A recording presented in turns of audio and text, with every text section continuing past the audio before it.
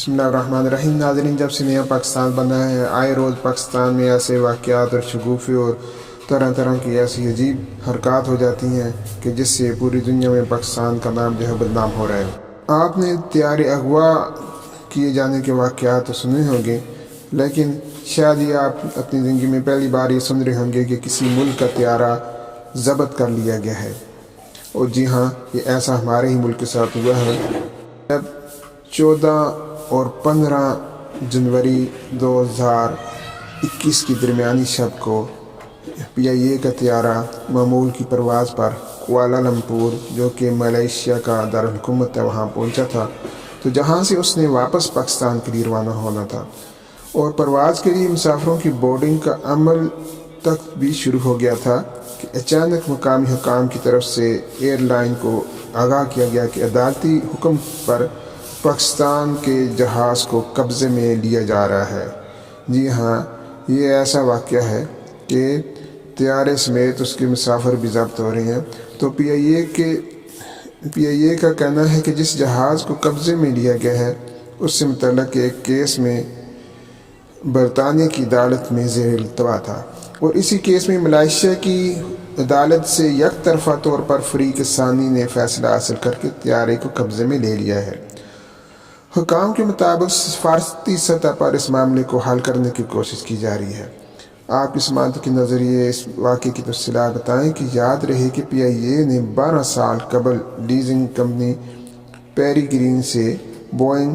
777 طیارہ لیز پر حاصل کیا تھا۔ بعد ادائیگیوں کے معاملے پر فریقین کے درمیان تنازع چلا آ رہا تھا۔ ایویشن ذرائع کے مطابق پیری اور P.I.A کے درمیان $14 ملین کا تنازع ہے، جس کی وجہ سے طیارے کو تحویل میں لے لیا گیا ہے۔ P.I.A کے ترجمان عبداللہ حفیظ نے وائس آف امریکہ سے بات کرتے ہوئے بتایا کہ لیزنگ کمپنی پیری اور P.I.A کے درمیان ادائیگیوں کے معاملے پر تنازع گزشتہ 6 ماہ سے برطانوی عدالت میں زیر سماعت ہے۔ ان کا کہنا تھا کہ برطانوی عدالت میں زیر سماعت مقدمے کے باوجود لیزنگ کمپنی نے ملائیشیا کی ایک عدالت سے رجوع کیا، جہاں عدالت نے P.I.A کو موقف سنے بغیر طیارے کو قبضے میں لینے کا یک طرفہ فیصلہ سنا دیا۔ ترجمان کا کہنا ہے کہ اس تنازع میں P.I.A کا موقف ہے کہ لیزنگ کمپنی جہاز کے کرائے کی مد میں جتنا مطالبہ کر رہی ہے اتنے پیسے نہیں بنتے۔ انہوں نے کہا کہ P.I.A کے اٹارنی جنرل بھی اس سلسلے میں اپنا کردار ادا کر رہے ہیں کہ پاکستانی اٹارنی جنرل اور پاکستانی سفارت خانہ اور دیگر حکام ملائیشیا حکام سے رابطہ کر رہے ہیں، لیکن اب جو بھی ہوگا عدالتی احکامات کی روشنی میں ہوگا۔ اور یہ اب چونکہ ہفتہ اور اتوار کی چھٹیاں ہیں، جس کی وجہ سے ملائیشیا میں عدالتیں بند ہوں گی، اور آئندہ 2 دن تک اس بارے میں کسی قسم کی پیش رفت نہیں ہو سکتی۔ ترجمان نے یہ بھی تصدیق کی ہے کہ پرواز میں 170 مسافر موجود تھے، جنہیں تاحال ایئرپورٹ پر رکھا گیا ہے، اور بعد ازاں انہیں UAE کی فضائی کمپنی کے طیارے کے تھرو انہیں پاکستان واپس لے جایا جائے گا۔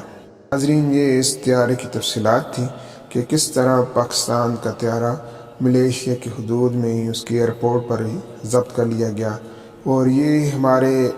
چاہے سابقہ حکمران ہوں یا موجودہ ہوں، ان کے یہ کرتوت ہیں، جس کی وجہ سے پورے پاکستان ہی نہیں بلکہ پوری دنیا میں ہمارے وطن عزیز کی جگہ نسائی ہو رہی ہے۔ اور وہ کمپنی جس نے دنیا کی بڑی بڑی کمپنیوں کو صف اول میں لا کر کھڑا کیا، ان کی استاد کمپنی P.I.A اس وقت ذلیل خوار ہو رہی ہے، اور اس جرم میں پاکستان کے عوام نہیں بلکہ حکمران برابر کے شریک ہیں۔